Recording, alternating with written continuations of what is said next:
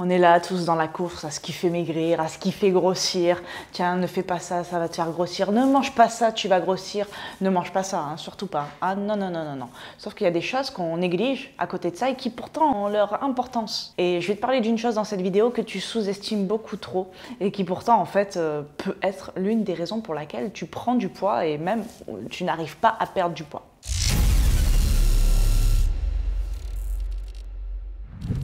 J'aimerais te parler de ta culpabilité. La culpabilité fait grossir clairement. Alors attention, c'est pas une vidéo délire, la meuf est partie complètement en sucette. Je vais t'expliquer comment ça fonctionne et tu vas rapidement comprendre qu'en fait c'est très clair, hein. C'est très très simple et c'est très concret et tu vas vite arrêter de culpabiliser pour me faire plaisir et pour te faire plaisir. Merci. Tu es au restaurant. Oh, non, on va pas prendre cet exemple. Bon, tu es dans la rue. Non plus. Bon, t'es chez toi. Voilà, t'es chez toi. Tu gères bien ton alimentation. Voilà, c'est clean, c'est propre, tu te sens bien. Et là, ta moitié te ramène un dessert. Et ton dessert préféré, tu vois. Ça se refuse pas, ça, quand même. Tu vois, surtout que tu sais que la personne est allée le chercher dans le meilleur endroit où ils font ce dessert-là. Donc là, toutes les choses sont de ce côté-là pour te dire, il faut que je le mange, quoi. Clairement, faut que j'y aille. Et qu'est-ce que tu fais? Tu le manges. Et là, tu commences à te régaler. Et puis soudain, ça dure pas longtemps. Hein. Tu commences à culpabiliser. À dire, putain, ça y est, je suis qu'une merde, quoi. Ça y est, j'y arrive pas, j'y arriverai jamais, j'ai encore craqué, je peux pas, je fais n'importe quoi, et puis avec tous les efforts que je fais, ça va tout ruiner, etc., etc. Tu connais la chanson, je vais pas te la faire. C'est la même chanson, et la différence, c'est que je connais pas les paroles, mais c'est la même chanson. Cette culpabilité n'est pas anodine et elle va engendrer un stress. Et on le sait, le stress fait partie des piliers d'une bonne santé, d'une bonne composition corporelle. Pourquoi? Déjà, physiologiquement, il va peut-être favoriser de la rétention d'eau. Ce qui fait que toi, malade de la balance, demain matin, tu vas aller te peser et bim, ça t'aura pas fait mentir, tu vois. Tu vas dire, putain, ça y est, ce dessert, il me l'a mis dedans. Tu vas avoir des grammes, voire 1 kilo en plus sur la balance. Mais en fait, c'est probablement seulement de la rétention d'eau due au stress que tu t'es toi-même infligé, dû à cette culpabilité. Autre mécanisme, ça va t'engendrer donc des pensées négatives, du stress, et puis tu vas te dire, écoute, foutu pour foutu, allez, on y va, on lâche tout, on lâche tout. Et là, tu vas te retrouver, au lieu de manger en fait juste un truc qui te faisait plaisir, tu vas te retrouver tout le week-end à manger des trucs qui te font plaisir mais qui ne sont pas intéressants pour ta santé.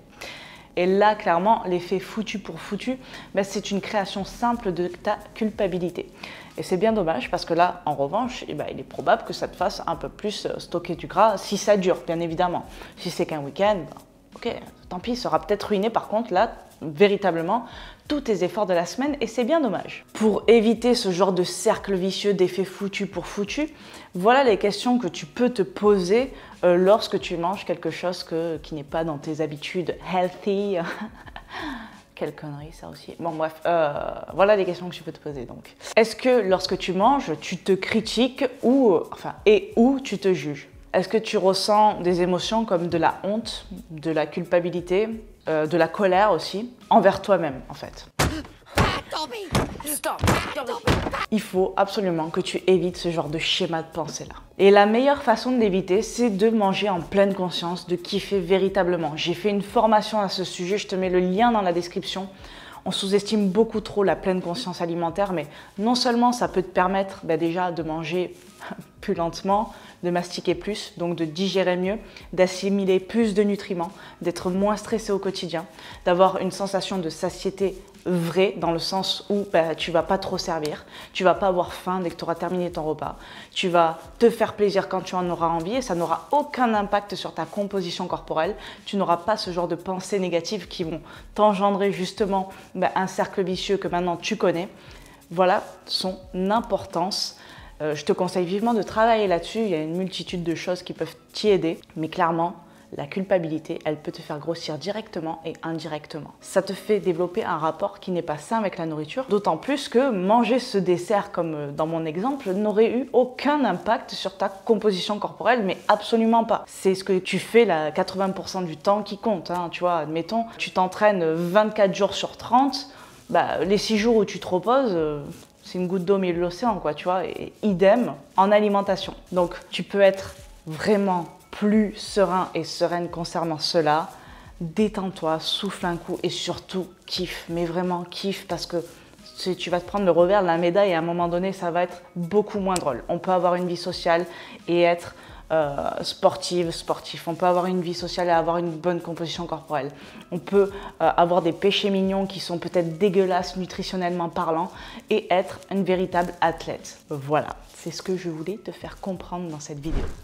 J'espère qu'elle t'aura plu et qu'elle t'aura aidé. N'hésite pas à me le dire dans les commentaires. Je te dis à bientôt dans une nouvelle vidéo et en attendant, je t'envoie plein de good vibes. Ciao!